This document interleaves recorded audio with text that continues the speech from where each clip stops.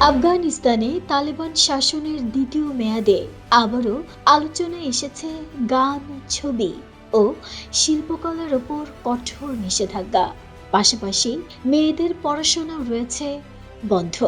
কেন এই নিষেধাজ্ঞা? কি যুক্তি দিচ্ছে তালেবান সরকার? কাবুলের রাস্তায় নেই আগের কোলাহল, বন্ধ গান, নিস্তব্ধ দোকান, দেয়ালে নেই কোনো চিত্রকর্ম ও মেয়েদের ছবি। তালেবান সরকারের নতুন বাস্তবতায় আফগানিস্তানে শিল্প ও সংস্কৃতি যেন হারিয়ে যেতে বসেছে। এলএমই সার্টিফাইড বিশ্বসেরা কপারে তৈরি ওয়ালটন কেবলস, যা আপনার স্থাপনাকে রাখবে সব সময় নিরাপদ।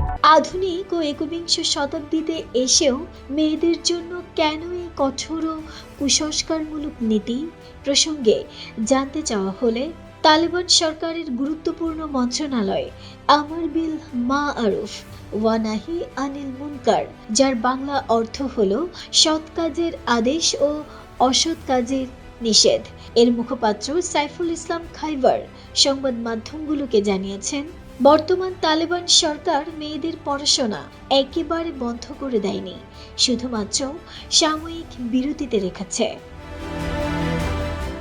মন্ত্রণালয়ের মুখপাত্র আরও বলেন, মেয়েদের পড়াশোনা সাময়িক বন্ধ রেখেছে সরকার, যা ধীরে ধীরে আবার পরিপূর্ণভাবে চালু হবে আগামীতে।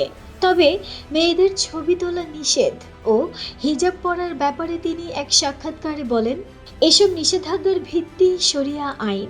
তালেবান সরকার শরিয়া আইনের মাধ্যমে পরিচালিত হয়।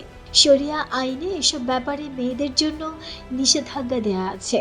তাই মেয়েদের ছবি তোলা নিষেধ ও হিজাব পরা বাধ্যতামূলক, না হলে আইন অনুযায়ী তাদের শাস্তি হবে।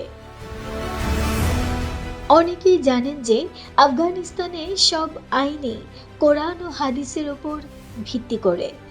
গান, ছবি বা চিত্রকর্ম মানুষকে ভুল পথে নিতে পারে, তাই এগুলো থেকে মেয়েদের পাশাপাশি সবাইকেই বিরত থাকতে বলা হচ্ছে তালেবান সরকারের পক্ষ থেকে। তালেবানদের দাবি, এগুলো কোনো শাস্তিমূলক সিদ্ধান্ত নয়, বরং মানুষকে সঠিক পথে আনার চেষ্টা। প্রথমে বোঝানো হয়, পরে সতর্ক করা হয়, কেউ না মানলে ধাপে ধাপে নেওয়া হয় আইনি ব্যবস্থা।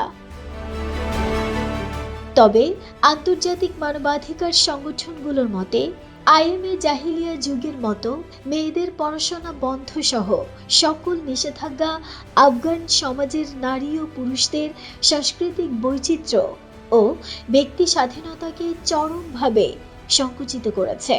বিশেষ করে তরুণ প্রজন্মের সৃজনশীলতা থমকে যাচ্ছে এই অমানবিক নীতির কারণে। নাহিদা স্মৃতি, দেশ রূপান্তর।